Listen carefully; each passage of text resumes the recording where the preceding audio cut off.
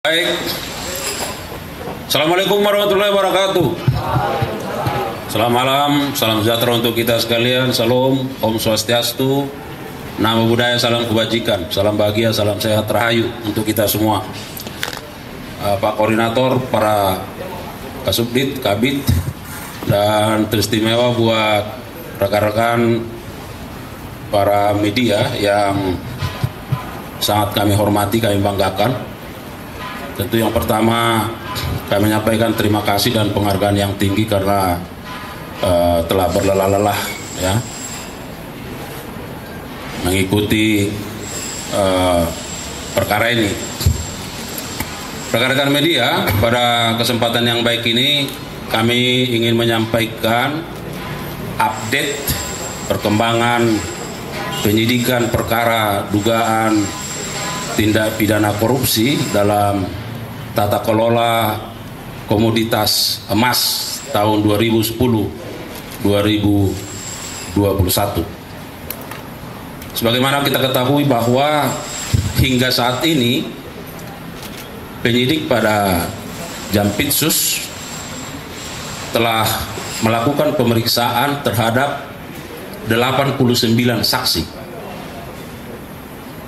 dan telah ditetapkan 6 tersangka sebelumnya.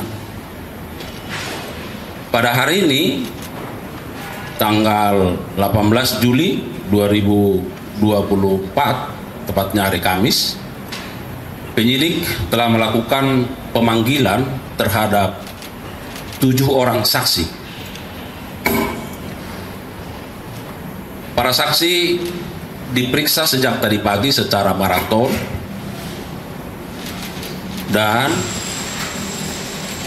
ditemukan ada bukti permulaan yang cukup bahwa terhadap 7 orang saksi ini memiliki keterkaitan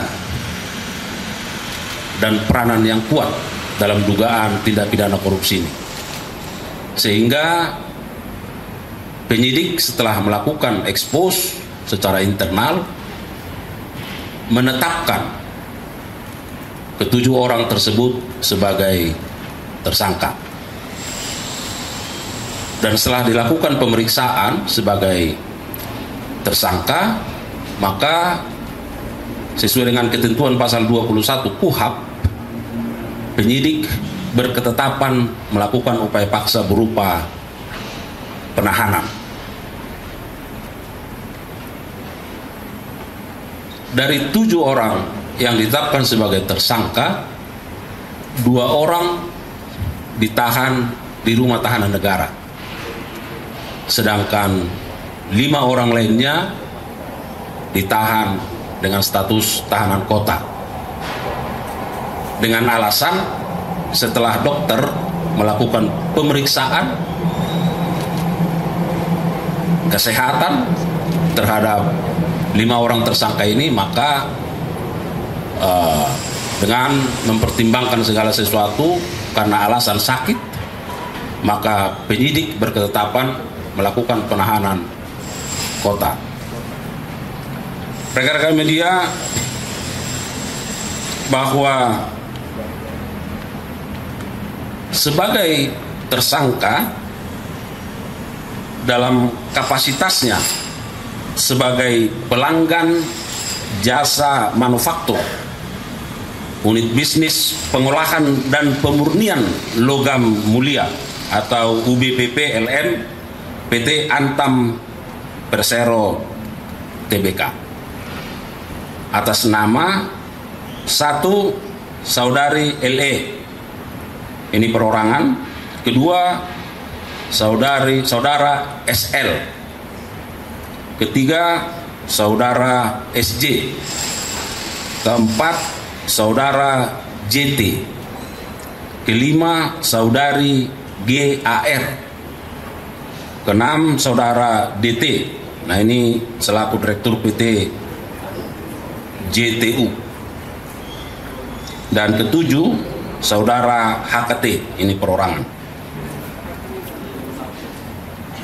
Rekan-rekan sekalian, tadi sebagaimana kita sampaikan bahwa setelah dilakukan pemeriksaan kesehatan dan dinyatakan sehat terhadap 2 orang tersangka, yaitu SL dan tersangka GAR.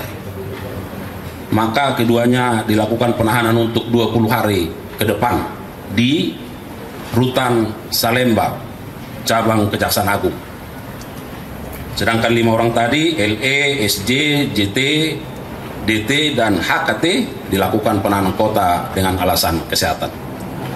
Nah, bagaimana kasus posisinya? Walaupun barangkali rekan-rekan media sudah mengikutinya sejak lama, nah peranan ke-7 tersangka ini tentu ingin kami sampaikan bahwa dalam kurun waktu tahun 2010 sampai 2021, saudari LE, saudara SL, saudara SJ, saudara JT, saudara HKT, saudari GAR, dan saudara DT masing-masing selaku pelanggan jasa manufaktur UB PPLM PT Antam Persero telah secara melawan hukum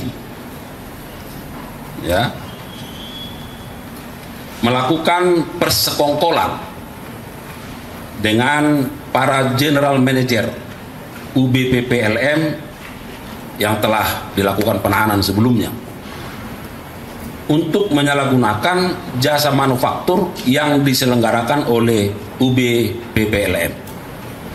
Sehingga para tersangka tidak hanya menggunakan jasa manufaktur untuk kegiatan pemurnian,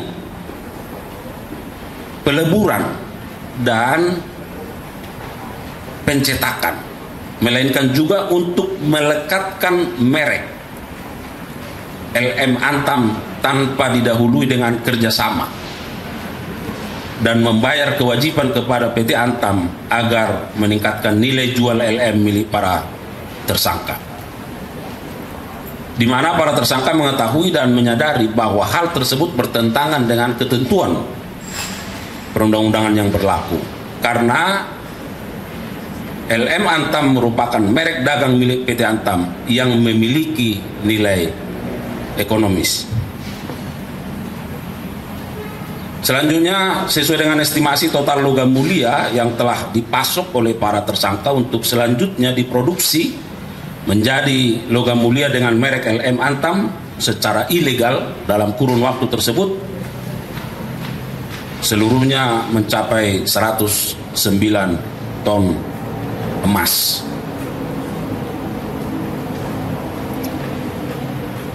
Itu beberapa hal yang ingin kami sampaikan, dan pada kesempatan yang baik ini kami menegaskan bahwa apa yang beredar informasi di masyarakat terkait pertanyaan apakah emas itu palsu, tadi sudah kita jelaskan bahwa sesungguhnya emas itu tidak palsu, tetapi hak merek yang dimiliki oleh PT Antam itu dilekatkan secara ilegal oleh para tersangka, sehingga ada selisih jual, selisih harga dari harga pembelian dengan dilekatkannya merek tersebut.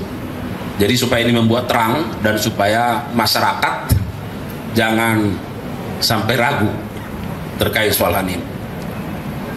Selanjutnya pada kesempatan yang baik ini kami juga ingin menyampaikan bahwa penyidik sedang melakukan koordinasi dengan ahli untuk melakukan perhitungan kerugian keuangan negara, ya. Tetapi dari estimasi sementara yang dihitung oleh penyidik, namun pastinya tentu didasarkan pada perhitungan ahli yang kita harapkan bisa selesai dalam waktu dekat, itu di sekitaran 1 triliun. Ini rekan-rekan media yang bisa kami sampaikan. Mudah-mudahan penyidikan ini bisa berlangsung dengan lancar, baik, dan tentu kami terus berterima kasih atas dukungan dan